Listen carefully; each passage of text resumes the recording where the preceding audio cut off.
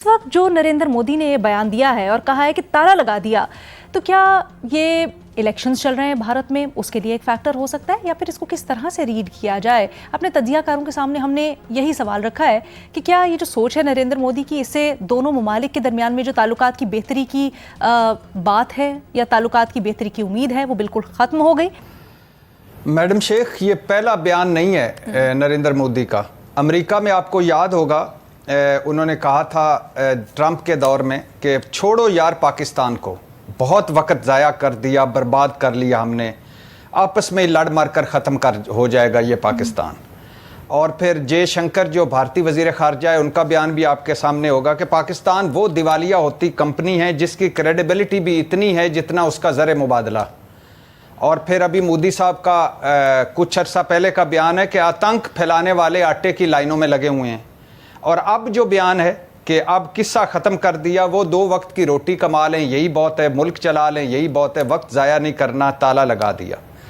Madam Sheikh, इसका एक पस मंज़र है। नरेंद्र मोदी का इंतहा पसंद भारत अपनी जगह, राह की दहशत गर्दियाँ अपनी जगह, मुसलमानों समेत भारत में अक़लियतों का जीना हराम जो हुआ है वो अपनी जगह, भारतीय तारीख में जो मुसलमानों हीरोज़ को विलन बनाया जा रहा है, शहरों के नाम बदले जा रहे हैं वो अपनी जगह, अखंड भारत का सफ़र अपनी जगह, भारतीय आइन तब्दीली का ख्वाब अपनी जगह, मकबूजा कश्मीर जबर अपनी जगह, नरेंद्र मोदी का का जो असल चेहरा है गुजरात का वो अपनी जगह, और मैंने पाकिस्तान तोड़ने में अमली तौर पर हिस्सा लिया वो नरेंद्र मोदी अपनी जगह, और इलेक्शन स्टंट अपनी जगह।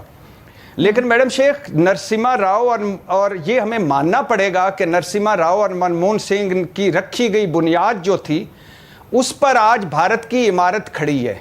और भारत आज दुनिया की 5वीं बड़ी मईशत है। 6.5 अरब डॉलर, 6.25 अरब डॉलर या 625 अरब डॉलर उसके ज़र मुबादला है।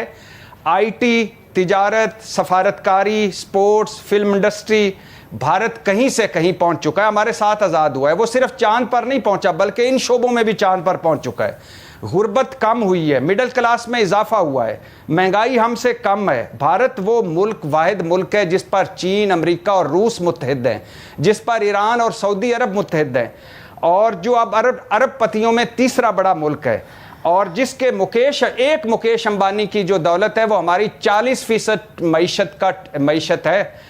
और 90 की दिहाई में वो IMF को गुड बाई कह चुका है, और हर काबिल ज़िक्र मुसलमान मुल्क नरेंद्र मोदी को आला सिविलियन अवार्ड दे चुका है।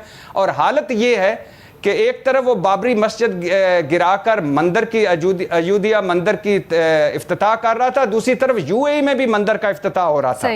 और भारत के जो आलमी सतह है कि बरतानवी वज़ीर आज़म भारतीय, अमरीकी नायब सदर भारतीय, और हर अहम पोस्ट पर भारतीय। और मैडम शेख, अपना हाल देख लें, महंगाई, बेरोज़गारी, गुर्बत की दलदलें, दिवालियापन, नफ़रत, तकसीम, एक दूसरे के गिरेबान फाड़ते लोग, आलमी तन्हाई, क़यादत का बुरान। क्यों वो चाहेगा कि हमारे साथ बात करे? क्यों करनी चाहिए उसे बात? आज जज्बात नहीं, मफादात की दुनिया है। जब हमारे घर में दाने होंगे, जब आलमी सतह पर हमारे इमेज का जो फलूदा बन चुका है वो बेहतर होगा, जब हमारे अपने घर में इत्तेहाद होगा, जब क़यादत विजनरी होगी, जब हमारा कोई रोड मैप होगा, तो भारत खुद चाहेगा तिजारत करना। ये कहानियां सुनानी अब बंद कर दें और ख्याली और तसव्वुराती दुनिया से निकल आएं।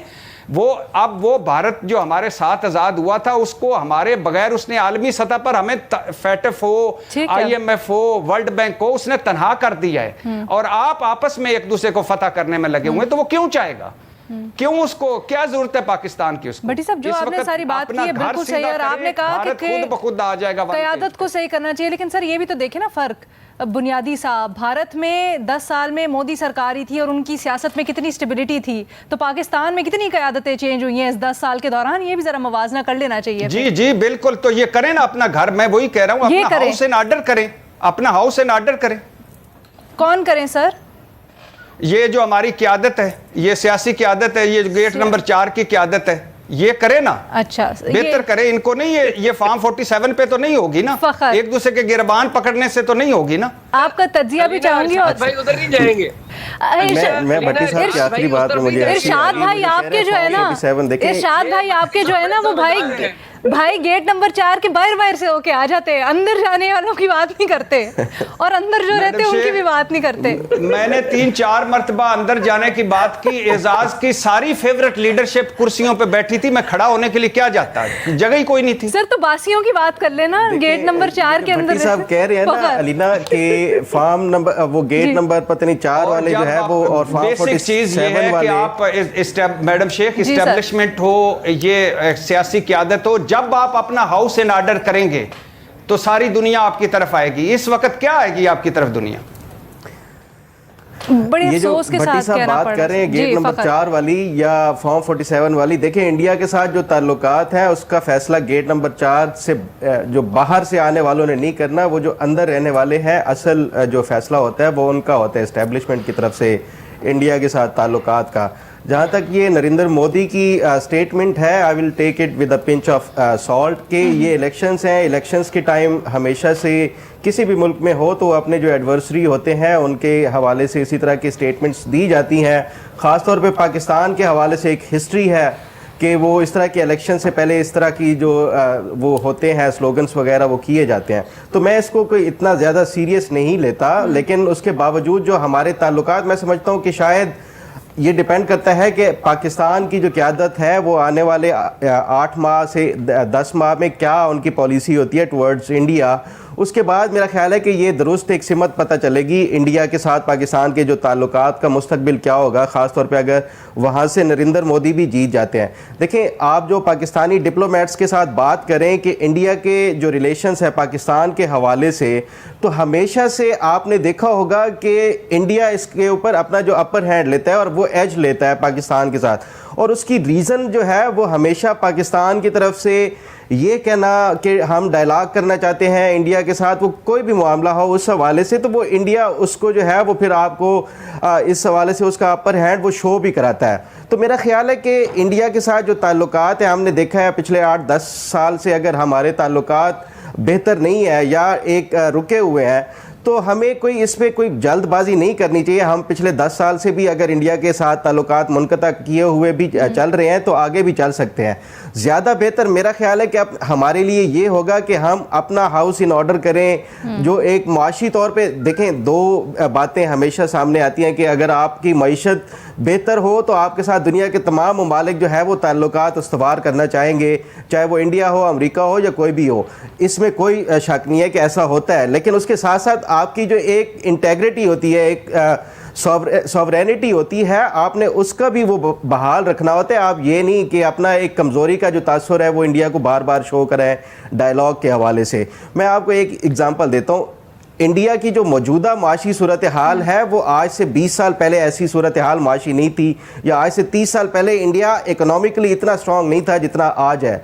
उसके बावजूद भी उसने चाइना के साथ अपनी जो ताल्लुकात थे उसको कभी भी टेरिटोरियल जो उनकी वो थी उस पर कंप्रोमाइज़ नहीं किया, और उसके अलावा भी उन्होंने नहीं किया। इसी तरह हमें भी ये पॉलिसी अपनानी होगी कि आपकी एजुकेशन है, इकोनॉमी है, ये तमाम तर चीज़ों को बेहतर वो करें, और उसके साथ साथ ये अगर आपके रिलेशंस नहीं बन रहे बेहतर तो उसके ऊपर जिस तरह मोदी साहब ने कहा कि मैंने ताला लगा दिया, आप भी ताला लगा दें। कोई मेरा ख्याल है कि इतनी ज़्यादा वो ज़रूरत नहीं है कि इंडिया के आप पीछे बार बार डायलॉग की ऑफर करें। बात की ख्वाहिश या डायलॉग की ख्वाहिश कमज़ोरी है, ये क्यों समझ रहे हैं आप?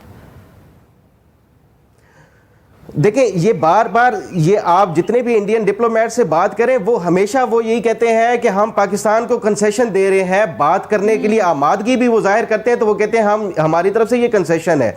आप जितने भी इंडियन के वो जो फॉरेन पॉलिसी से रिलेटेड जितनी भी वो उनकी स्टेटमेंट्स होंगी ख़ास तौर पे पाकिस्तान के हवाले से, क्योंकि वो हमेशा से उनका प्रेशर एक टेररिज्म के हवाले से और ये कि हम आपके साथ बात करने के लिए राज़ी हुए हैं इतना ही काफ़ी समझे।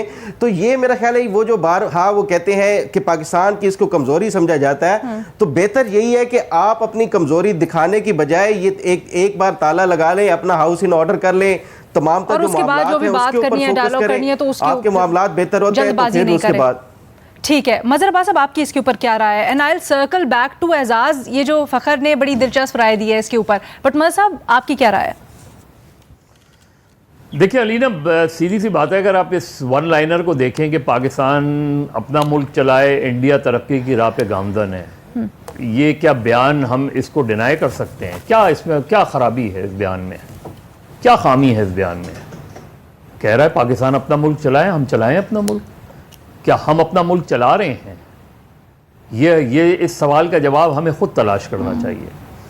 भारत तरक्की की राह पे गामजन है। अभी जो भी हमारे दोस्तों ने बात की वो यही बात तो की कि आज से 20 साल पहले शायद नहीं था, आज है, तो वो आपसे क्यों बात करें?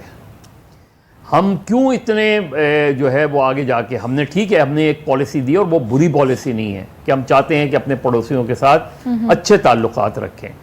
अब इंडिया में एक एक्सट्रीमिस्ट सोच अब आ गई है बहुत ज़्यादा। पहले ये था कि नहीं हमें बातचीत करनी चाहिए, कश्मीर को साइड में रखें, तो कश्मीर पर भी बात करें, बाद में बात करेंगे, लेकिन हम खेल सकाफ़त इन चीज़ों को आगे बढ़ाते हैं। लेकिन अब उन्होंने कंप्लीटली क्लोज कर दिया है ये चीज़। वहाँ जो पर्सपेक्टिव बना है इंडिया के अंदर जिसमें उनको इलेक्टोरल सपोर्ट हासिल है, पाकिस्तान में एक्सट्रीमिस्ट थॉट्स को इलेक्टोरल सपोर्ट हासिल नहीं है। हिंदुस्तान में इलेक्टोरल सपोर्ट हासिल है, बीजेपी उसकी रिप्रेजेंटेटिव है। अब दो मरतबा ऐसा हुआ, जो इंडियन पर्सपेक्टिव है वो ये कि हमने वाजपेयी को लाहौर भेज के, जब हमने लाहौर भेजा तो आपने कारगिल कर दिया। कारगिल और बॉम्बे ये दो वाक़यात ऐसे हैं जिसके बाद इंडिया के पर्सपेक्टिव में ये है कि अब पाकिस्तान से बात नहीं हो सकती। तो देखें वाजपेयी क्यों नाकाम हुए या मनमोहन सिंह क्यों नाकाम हुए। वाजपेयी और मनमोहन के बाद क्यों मोदी जो है पिछले 10 साल से जो है वो जीतते आ रहे हैं, और अब भी यही तमाम इंडिकेटर्स यही हैं कि मोदी जीत जाएगा। शायद उतनी मेजॉरिटी ना मिले, लेकिन जीतने के बारे में तो सब ये कह रहे हैं कि मोदी ज़्यादा चांसेस ये हैं कि तो उनका पर्सपेक्टिव, तो अगर किसी उनके बयानिए को उनकी इंतखाबी कामयाबियां हासिल हो रही हैं तो वो उस बयानिए को क्यों तब्दील करेंगे। अब ये जो इंटरव्यू है, ये इंटरव्यू में मोदी इसलिए सॉफ्ट नज़र आ रहे हैं कि अगर वो हार्ड लाइन लेते, वो बहुत ही एक्सट्रीमिस्ट बात करते, वो कोई एंटी मुस्लिम बात करते, तो इस चीज़ का इम्कान था कि इलेक्शन कमीशन वहाँ का नोटिस ले लेता। लेकिन वहाँ का इलेक्शन कमीशन भी, अब मैंने लास्ट टाइम भी कहा था कि वहाँ का इलेक्शन कमीशन में भी अब आप तब्दीली देखेंगे। अगर ये 3rd टाइम मोदी जीतते हैं तो इंडियन इलेक्शन कमीशन वो नहीं रहेगा जिसकी हम मिसालें दिया करते थे।